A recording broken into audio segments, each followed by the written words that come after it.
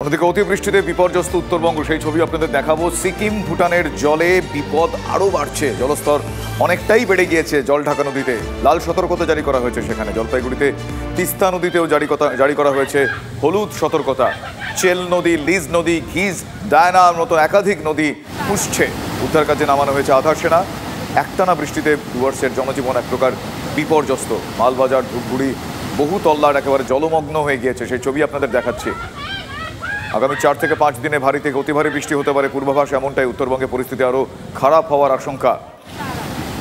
বৃষ্টিতে বিপর্যস্ত ডুয়ার্স, সেই ছবি আপনাদের দেখাচ্ছে। অন্যদিকে পরিস্থিতি সামাল দিতে আধা সেনা বাহিনী রয়েছে সেখানে, সেই ছবি আপনাদের দেখাচ্ছি। অতি বৃষ্টিতে পরিস্থিতি যথেষ্টই বিপর্যস্ত। আগামী 4 থেকে 5 দিন আরও ভারী থেকে অতি ভারী বৃষ্টি হতে পারে, ফলে সেক্ষেত্রে পরিস্থিতি আরও খারাপ হওয়ার সম্ভাবনা। প্রত্যেক বর্ষার সময় কত উত্তরবঙ্গতে এরকম একটা, যখনই বর্ষা একটু বেশি হলে নদীতে জল বাড়ে, তারপরেই বন্যা হয়। তো এখানে এসে দেখতে পারলাম যে অনেক এখানেতে কিছু কাজ আছে, ইরিগেশন ডিপার্টমেন্টেরও দেখতেছি কিছু কাজ আছে, সেটা রেল দপ্তরেও আজ কিছু কাজ আছে। কিন্তু আপাতত আমরা কার কোন ডিপার্টমেন্টের কি আছে সেটা পরের প্রশ্ন। আপাতত যাতে মানুষ বাঁচে তার জন্য আমরা বিডিও সাহেবরাও আছে, হ্যাঁ, পুলিশরাও এখানে সবাই আছে, ইরিগেশন ডিপার্টমেন্টেরও আসতেছে। তো সুতরাং জল যখনই একটু কমে যাবে, তারপরে যাতে মানুষ কোনো ক্ষতি না হয় তার ব্যবস্থা এখানে করা যাবে। একেবারে সেই ছবি আপনাদের দেখাচ্ছি। অতিবৃষ্টিতে বানভাসী ডুয়ার্সের একাধিক গ্রাম, জলমগ্ন হয়ে গিয়েছে গোটা এলাকা।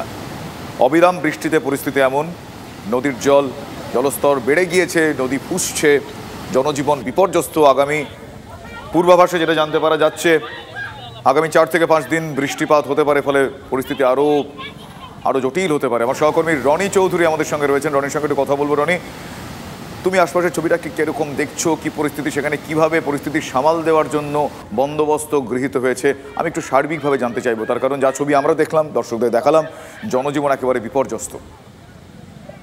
দেখো যে ভুটান পাহাড়ে যেভাবে একটানা বৃষ্টি হচ্ছে এবং সিকিম পাহাড়ে, তার জেরে কিন্তু সমস্ত নদীগুলোতে জলস্তর বেড়েছে এবং জল বহু করে কিন্তু গ্রামের দিকে ধেয়ে আসছে। যেই এলাকার ছবি আমরা দেখালাম এই মুহূর্তে, যেখানে সেনা নামানো হয়েছে উদ্ধার কার্যে, সেখানে কিন্তু একেবারে লিজ নদী, সেই নদীর জল কিন্তু একেবারে বাঁধ ভেঙে ঢুকে পড়েছে পার্শ্ববর্তী গ্রামে, এবং যার ফলে বহু বাড়ি কিন্তু এখন জলের তলায়, বলা যায় প্রায় অর্ধেকটার বেশি অংশে জলের তলায় রয়েছে।